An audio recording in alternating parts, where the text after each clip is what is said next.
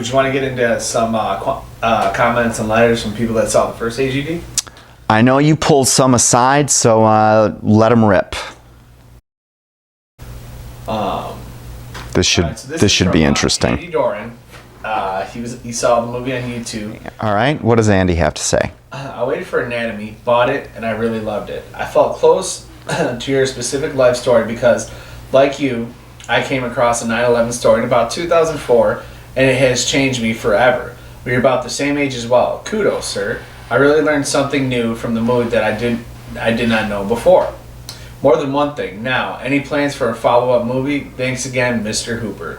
Well, that was an easy one. Yes, we've been talking about the follow-up movie all day today. So AGD 2 is coming out in September of 2019, and the campaign to promote it has begun. And you can visit agdmovie.com to find out more. All right. Can you tell us about the spiritual awakening? You referenced it actually in the first film. Spiritual awakening. That is it is an overly broad term. Now, I'm not ready to disclose completely what that means yet, at least not in part 2. And it's for the same reason that you just don't walk up to someone and say free fall speed and have them have the 9/11 light bulb go off. You got to build a foundation for it. It's from Finian Riley. I look forward to perhaps one day being able to watch your documentary from my home in Ireland. From what I've read, it sounds great. Best regards, good luck, Finian. I don't care for Irish people, and I will never show this film in Ireland. I'm totally kidding. It should be available in Ireland. It's available all over the world. Just go onto YouTube, type in Anatomy of a Great... And I'm part Irish, by the way, okay? Let's get that out there. Just type in Anatomy of a Great Deception or my last name, Hooper, and 9/11, and the movie's all over the place. You should see it, unless YouTube is taking those down too, which eventually they will. We still have an open window, though. But thanks, Finian. Appreciate the comment. All right, this is from Jim Sellers. Just watch your documentary. Very well done. I've been a disbeliever in the official version of 9/11 almost from the beginning when I first saw the buildings come down. I was 13 when they killed JFK. I have watched this country disintegrate ever since that day, though not nearly as fast as 3 buildings did. Glad you had the means to make this.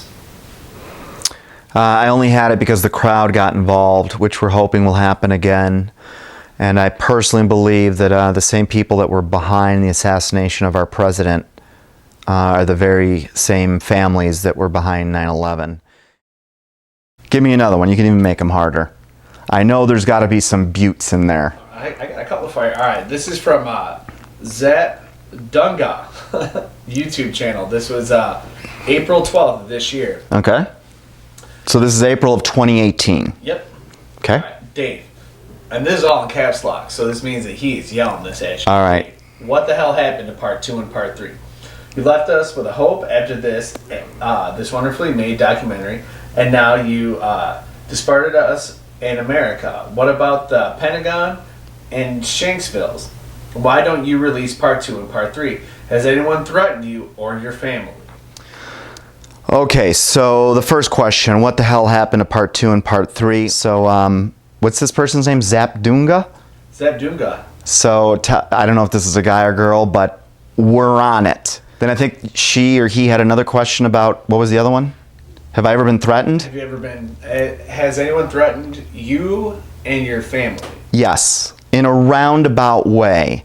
I've had some strange things happen to me. I've had people approach me in strange places and do things that I've had a lot of comments like this, for instance. You know, it'll sound like a compliment at first. You know, Mr. Hooper, I commend you on speaking the truth, and I just worry sometimes because people that do this often find themselves disappeared or dismembered or used in a ritual, and then they go into detail. Obviously, I think in an attempt to scare me.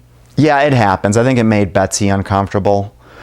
And, we argued over what was safer for our family, to shut up and keep to ourselves, Now, that did not work out so well in Nazi Germany.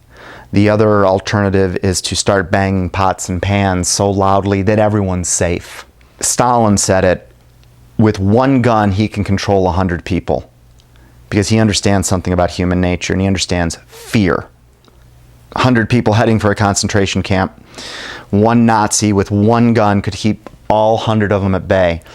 All 100 will die if nothing is done. Fear kept them from doing anything. However, had they in some way, now this did happen in some places. There are stories in World War II where unarmed people just rushed the guy with the gun. Unfortunately, we make our decisions individually instead of considering the social psychological aspects, which is how groups think.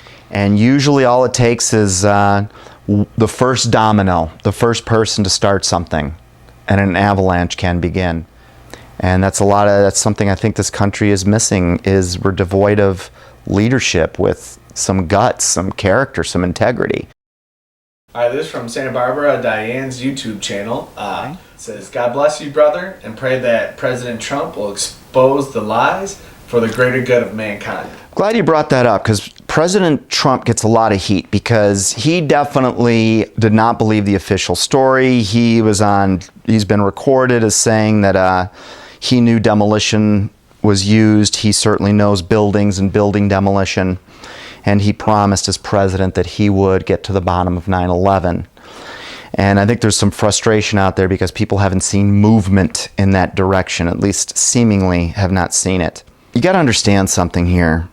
And this is not a pro or anti-Trump speech, and I'm not Republican or Democrat, frankly. We have a cancer in this country, and it's not just about 9/11. It is systemic, chronic, and it is metastasized. And when you are going to cut out a cancer, you can't just choose the 9/11 cancer by your lung and pull just that one out and have everything be okay, because the cancer will just grow right back over and you've got the same problem again. What you need to do is coordinate a massive operation so that the cancer is removed simultaneously, which means you have to have different specialists, different doctors, different tools, everything ready and cleaned and sterilized. You need a big operating room. You need all of the surgeons. Now, I'm using a metaphor here, but think of this. We need to find judges and FBI agents that are not tainted. We need to clean up the operating room before we can even begin the operation. Just the mere possibility that the President of the United States has opened up a back channel to communicate to the American people, sidestepping the mainstream media, is historic in and of itself. And I'm referring to the phenomenon known as Q, which we have no position on. Q could either be evil or he could be good. Either way, it's an interesting story. And I think Trump has recognized the same thing that anyone that has opened their eyes to 9/11 truth has realized, and that is our mainstream media cannot be trusted. Not through incompetence, but through purposeful deception. And cumulatively, 5 men control just about everything that is read, watched, or heard. Every radio station, every book publisher, every newspaper printing company, every television news broadcast, every channel on cable. So it's a scary thing in this country that 5 men control 90% of essentially our conversations, our ideas. They all come from within the spectrum of media that is offered to us. A McDonald's menu might look like it's got a lot of choices, but at the end of the day, none of them are good. And there is a trust vacuum that is being created. And certainly when you've got the forces at work taking Alex Jones and an InfoWars off air, the vacuum increases, and it'll be probably 1,000 little alternative news and information outlets and film companies like ours that will fill those gaps. Right now, the American people are looking for leadership, and hopefully Trump is the man to provide it, but the jury is still out on him as far as I'm concerned. But there's hope. This is from More Busted YouTube channel. Thanks for the information and the great research that went into making this documentary. Do you happen to have it in Spanish or with Spanish subtitles? This is definitely something that more people need to watch. Thanks. Yeah, if you go to agdmovie.com and you buy the Master Edition DVD, it's in, I think, 14 or 15 languages, and Spanish is one of them. That happens to actually be my native language because my mom is Colombian, so we spoke Spanish first. And that was the first language that we got on there. But tú puedes encontrar eso en el disco de la película. Si entiendes. All right, you ready for the next one? Sure. All right, this is from Amanda K. Hebert. It's odd how you provide so much evidence. There are still people calling you a nutcase. There are two types of people that would say nutcase. One is someone that is suffering a severe condition of cognitive dissonance. They just don't have the mental equipment to overcome the cognitive dissonance. The only answer to what they're unable to reconcile is millions of people like me must be nutcases or crazy. And there's a second type of person that will say that. You'd be blown away by how much of our tax dollars goes to Department of Defense contractors that employ people to do things like make comments in chat rooms. Sometimes they're called shills. It's part of an operation that U.S. intelligence agencies were conducting back as early as the 1960s called COINTELPRO, where they actually send agents in to gain credibility only to purposefully have themselves discredited or to discredit others once they've gained an audience. There's a lot of tricks that are used to keep the masses confused. There is so much evidence that this is not an intellectual situation. It's a psychological one. All right, so this is from Aubrey Dana. It says, I was waiting for some big revelation at the end, but nothing. He goes back to his happy life while America and the world fall apart because of this event. There is no happy life once you realize that you live among traitors. Imagine a German in 1942 discovering evidence of the gas chambers, putting out a little film, and then ending it by saying, well, I know what's happening, but my marriage is fine, and I'm back to my happy life.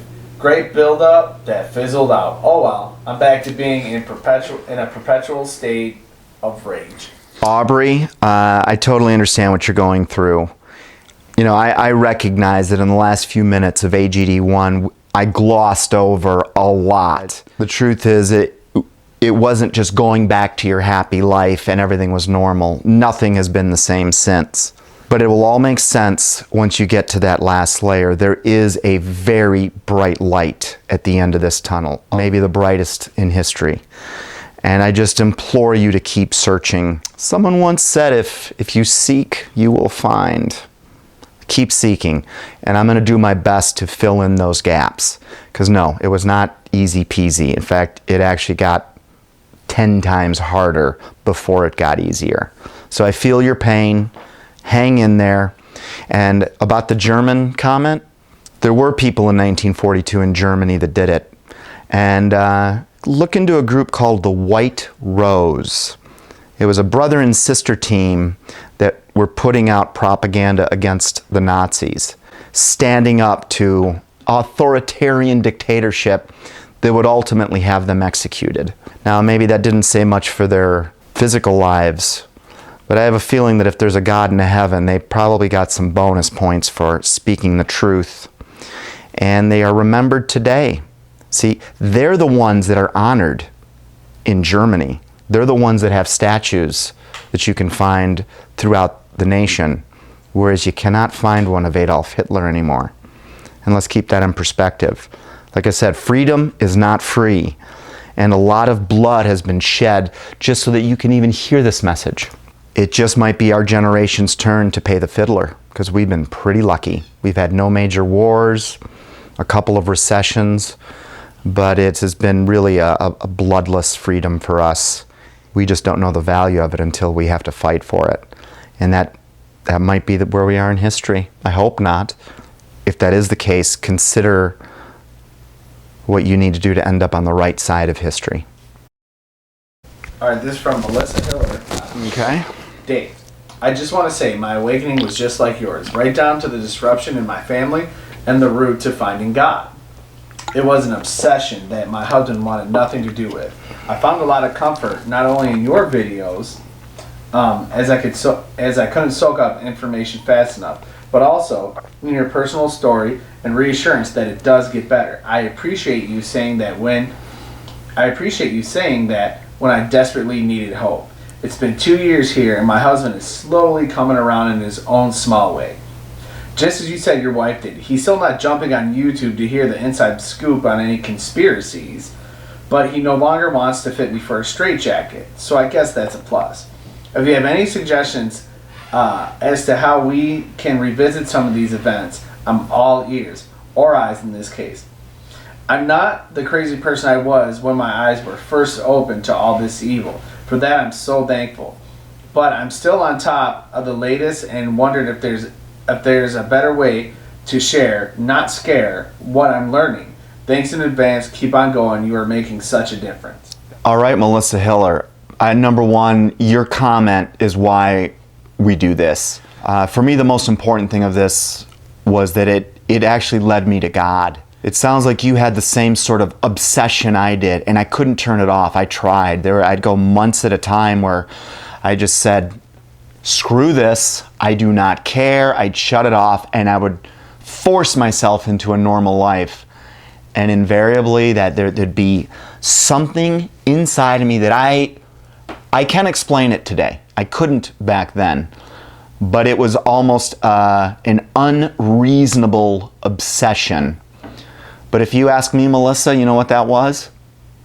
That was God. That was God waking you up. And right now, I'd be very thankful that you found God, because everything on earth is so temporary. I mean, the only thing of lasting value that you can do, if you do end up finding God and coming to the point where there is a heaven and a hell and there is a spiritual world, if you get to that point, the only thing of lasting value you can ever do is talk about it. I do personally believe, and 8 years ago I would have laughed at you if you would have said that I'd be thinking like this, but I do believe that someday I will meet my Creator. And I don't want to soil myself. So I want to have as good of a resume as possible. Although I don't think entrance into heaven is based on acts. It's based more on belief. But maybe we save that for the third movie. All I'm going to say is hang in there. Because if you've gotten that far, then you know that your future couldn't be brighter. Oh, and what can you do? You can get involved in this project. agdmovie.com. You can help distribute it, put it on your social media. If you want to pre-purchase the movie or put some money into the campaign, if you want to help run a street team or become an ambassador in your local town for a screening of the film, there's a lot of ways to do it. And if you go to agdmovie.com, you'll see a lot of different ways you can get involved. But thanks for your comment. That one, you kind of made my day. What else we got? Give me the hard ones. Come on here. All right, so this is we got Mary O'Corn Jimenez. This was a Facebook message. Jimenez. I'm sorry? Nothing. Go ahead. Sorry, team. Mr. Hooper, in your now expert opinion, what is this, in quotation marks, wind we cannot see? Do you have a guess? Have people suggested to you that what the wind may be? Thus far, your film has been the most comprehensive and superb piece of work I've seen. Thank you so much for the work you've done. I very much look forward to hearing your answers. Sincerely and in gratitude, Mary. Mary. Well, thanks for the comment, Mary. I am not an expert. I'm learning. I still learn new things, little corners of 9/11 all the time. The wind was a reference to a spiritual world that surrounds us that may be difficult to see until we train our eyes on it. As cryptic as that might sound, that will make sense if you hang with us through the third movie. So this one's from Layla Selleck. I've heard of your movie from friends, and they give it rave reviews. I haven't watched it because I'm overwhelmed with 9/11 info and don't want to fall back into depression. But thank you for putting your energy into exposing the truth of the matter and for your support. When the first year or two that I was looking into this, it was one of the hardest times of my life. Very emotional. The minute you start figuring this stuff out, you want to go talk to people about it. This is the most fragile point in the eye-opening process because you have fewer facts than you will ever have. You are right now being driven by emotion, and almost you've got this natural urgency. It's like you want to scream fire in the theater because the building's on fire. So my advice is, if you're starting to stumble onto these things, do it with a friend, someone, or a group of you. It's where you can look at this together and discuss it. If you don't have that, hopefully you've got a wife or a spouse that is willing to do that with you. I did not. Begrudgingly, I think, like Melissa's husband, I think she just basically only went as far as she needed to go to still be able to say she was involved in it. But it was not something that was being propelled from the inside of her like it was for me, like it was that obsession. One of the reasons that this series of films exists is for the people that don't have someone, because I did not have anybody, and I didn't have a therapist to go to. No one in my family wanted to talk. I mean, I felt like someone put duct tape over my mouth, and I wanted to scream. The next couple films are going to be designed like the first one, so that you can hand this to the people you know, so you can bring them along with you. Hooper addresses something that still needs solving. Who is big enough to have done this? What kind of criminal organization controls this country with this kind of control over NORAD, media, all the politicians, academia, religious institutions, social organizations? All of them fell in place despite an obvious inside job. The mind reels. 9/11 turned us into subjects of security state. Good luck, and thanks for making this film, Dave. Go look at the people behind the Federal Reserve, and don't shy away from looking into what God they worship. That doesn't mean Lucifer's real or not. That's something you're going to have to go. I've got my own opinions about this. But you asked, who has the power to do this? Well, if you believe in these ancient scriptures, which seem to have predicted all of future before it happened, 2,000 years ago, Satan brought Jesus up onto a mountain and offered him the world. If he was in enough power to offer the world to Jesus Christ in 33 AD, my guess is that he never lost that power. Because if he's not a myth, then this becomes the most important topic of your life. But we're just at 9/11 still, and I don't want to get too far ahead. But I've just given you a couple of hints of who ultimately I believe has enough power to do this.